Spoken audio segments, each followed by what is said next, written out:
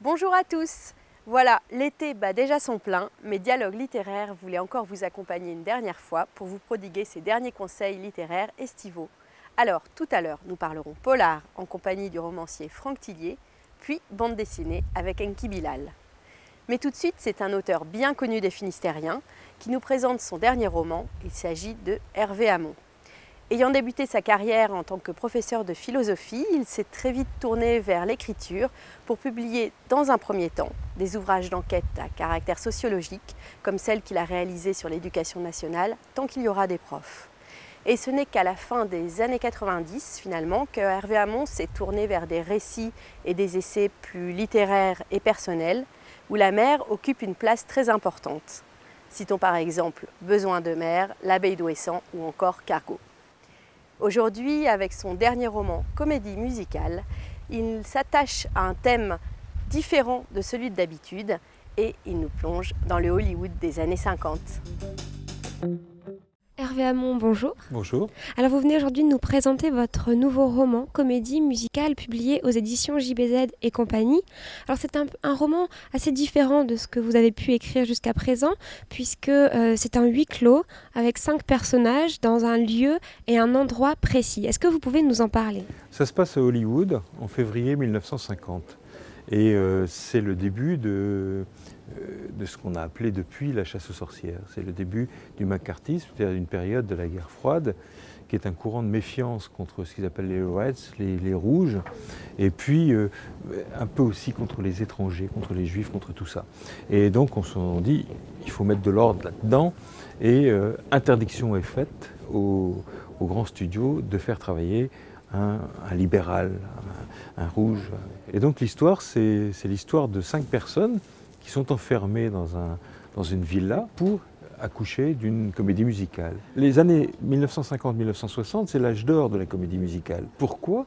Parce que je pense que c'est un genre qui, pour l'Amérique de cette époque, de la guerre froide, de la chasse aux sorcières, c'est un genre qui va rassurer les gens, qui va leur donner aussi un peu de peps. Mais on ne sait pas forcément que, par exemple, Gene Kelly avait sa femme qui était une sympathisante du Parti communiste américain et qu'elle était poursuivie durement pendant que lui tournait Un Américain à Paris, etc.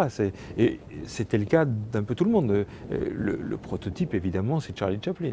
Charlie Chaplin n'a eu d'autre choix que de prendre le premier paquebot pour l'Europe, ce qu'ont fait quelques-uns, ce qu'a fait Orson Welles. Alors le fait de placer ce roman dans un endroit à New York, dans les années 50, donc un peu éloigné dans le temps et dans l'espace, n'est-ce pas une façon de raconter finalement une situation contemporaine ? Oui, complètement. Moi, ce qui me fascinait à Hollywood, c'est d'abord la machine, l'industrie du rêve. Et donc ça, c'est quand même quelque chose, surtout cette époque, qui est fascinant, enthousiasmant. Enfin, il y a beaucoup de choses que j'admire de cette époque. Mais à bien des égards, cette espèce de politiquement correct, de haine de l'étranger, de haine du déviant, hélas, ça me parle beaucoup d'aujourd'hui. Et je pense que la façon dont on s'en prend aux déviants, dont on rejette finalement toutes sortes de formes de différence, et en particulier le fait d'être étranger. Quand on dit par exemple que les Roms, leur place n'est pas en France, c'est quelque chose dont j'ai voulu traiter à travers ce livre sur les années 50. Alors, il est question de peur, de pouvoir, de sentiment de culpabilité. Est-ce que c'est plus facile de parler de ces différentes réactions qui puissent exister, qui sont inhérentes à l'humain, ces paradoxes, lorsqu'on a 5 personnages qui sont ensemble et qui vivent les choses en même temps ? À vrai dire, c'est pas très facile d'écrire des livres à huis clos. Je ne veux pas faire le numéro en disant, vous savez, comme c'est difficile d'écrire, etc., qu'est-ce qu'on en bave. Non, ça m'énerve beaucoup quand les écrivains viennent ainsi pleurer à la télévision. Mais c'est vrai qu'un huis clos, c'est plus difficile à écrire. Avant, j'ai écrit Paquebot. Dans Paquebot, il y a 50 personnages, dont aucun n'est moi, etc. Et j'ai juste 5 personnages qui sont entre eux et qui vont se raconter des choses. Et à partir de là, il faut que ils se produisent toutes les choses de la vie, c'est l'intérêt, la peur, éventuellement la haine, l'amour. Tout ça va se produire entre eux. Et le fait de travailler en huis clos, c'est du point de vue technique, je dirais, pour l'écrivain, à mon avis, un peu plus difficile, oui, et assez excitant aussi. Allez, je vous propose à présent de vous plonger dans l'univers du roman noir en découvrant le dernier livre de Franck Thillier, Gattaca. Cet ingénieur en nouvelles technologies, déjà auteur d'une œuvre importante en matière de polar, Ange Rouge, La Chambre des Morts, L'Anneau de Möbius, Fracture et bien d'autres encore, met la science au service du thriller et nous livre aujourd'hui le deuxième volet, après le syndrome E, d'un diptyque qui s'interroge sur l'origine de la violence. Franck Thillier, bonjour. Bonjour. Alors vous venez aujourd'hui nous présenter votre nouveau roman, Gattaca, publié aux éditions du Fleuve Noir. Alors c'est le deuxième roman, le deuxième volet d'un diptyque après le syndrome E. Alors tout d'abord, est-ce que vous pouvez nous dire pourquoi est-ce que vous avez eu envie d'interroger la violence et plus même l'origine peut-être de la violence? Oui, alors bon, pourquoi la violence? Parce que c'est un thème contemporain, on y est tous confrontés aujourd'hui dans la société, dans notre société. Et le polar, vous savez, s'interroge toujours voilà, sur des faits de société, sur la manière dont la société évolue. J'ai ma perception de la violence et je voulais l'aborder de deux axes différents, d'où la raison des deux livres. Le premier axe, c'était de faire un état des lieux, c'est-à-dire de dire la violence aujourd'hui dans notre société, comment elle se répartit entre les individus. Et je voulais aussi la traiter de manière, on va dire, scientifique, c'est-à-dire la violence à l'intérieur des êtres humains, dans leur esprit, dans leur cerveau. Moi, j'ai toujours une approche scientifique dans mes romans, ça vient de ma formation.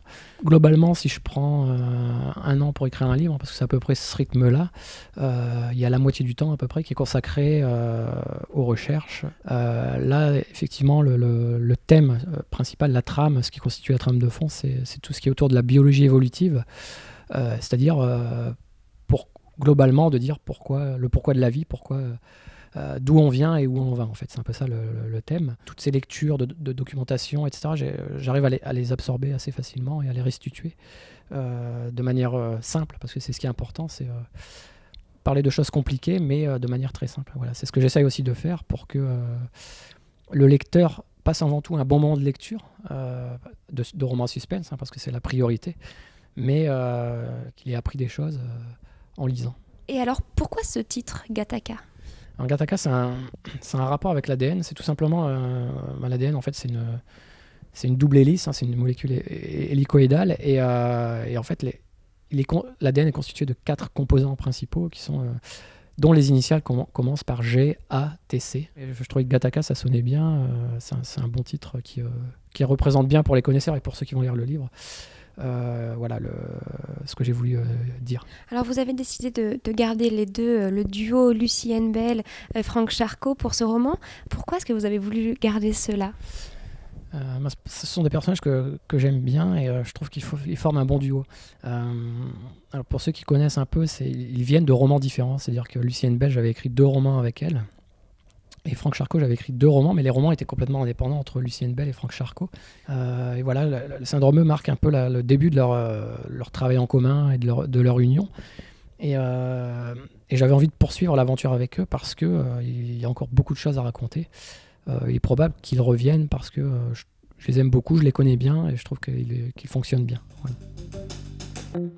Pour terminer cette émission, je vous propose de partir à la rencontre de l'étonnant Enki Bilal. Après avoir passé une partie de son enfance en ex-Yougoslavie, il arrive à Paris à l'âge de 10 ans et c'est en travaillant pour le magazine Pilote au milieu des années 70 qu'il a débuté dans la bande dessinée. Depuis, il a écrit et dessiné de nombreux albums comme La Croisière des Oubliés, Les Phalanges de l'Ordre Noir, Partie de chasse, la trilogie Nécopole ou encore la tétralogie du monstre. De passage à Brest, Enki Bilal, après une déambulation dans les rayons de la librairie, nous présente Julia et Rome, le deuxième volet après Animals, une nouvelle trilogie. Ça, je connais pas. Je vais citer Charlie Neuf de mon ami Jean Telet. Le langage est très très fleuri parce que c'est un langage très documenté, mais et tout est basé sur des dialogues. Ça pourrait presque être une pièce de théâtre. Igor et Grishka Bogdanov. Mystère, c'est un grand mystère. Ah, ça par exemple. Ça, c'est absolument remarquable, ça tombe très bien que je sois là. Très sombre, très profond, très exotique au sens immergé du terme, l'exotisme du nord, du nord-est dans l'Europe. Mes premières amours en littérature française, quand j'ai commencé à parler français, c'était Baudelaire, Edgar Poe, juste avant que je ne découvre Ray Bradbury, la science-fiction anglo-saxonne. J'ai un vrai coup de cœur pour cette librairie, sincèrement.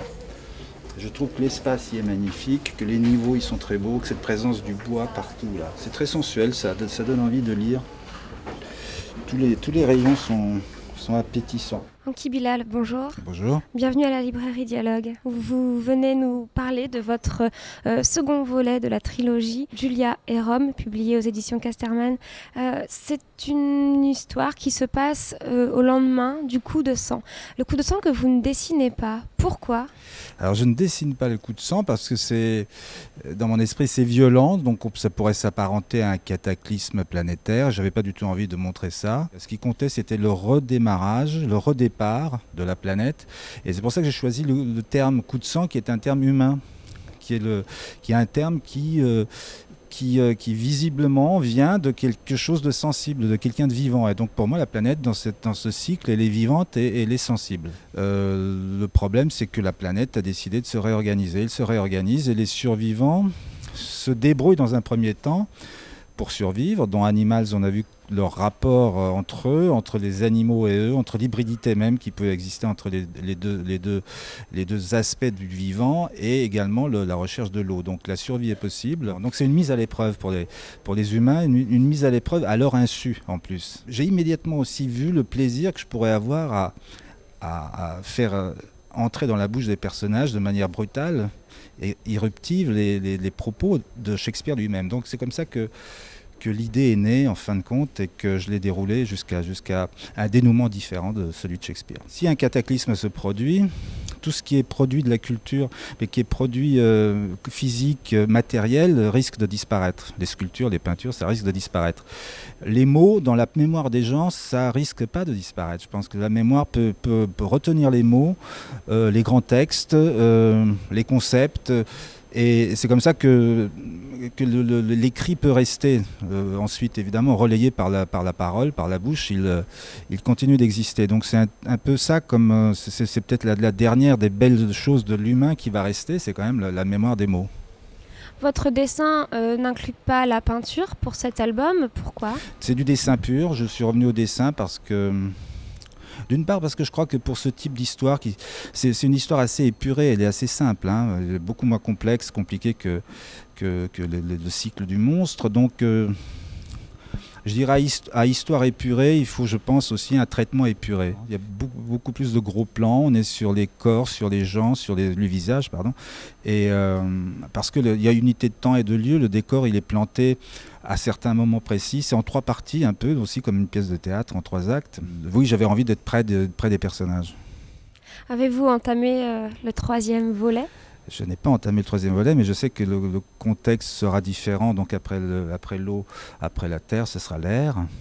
Je n'ai pas encore le partenaire littéraire. L'histoire, elle naîtra de cette rencontre. Bon bah voilà, Dialogue littéraire, c'est terminé pour cette saison. Je vous souhaite un très très bel été sur TBO. Kenavo!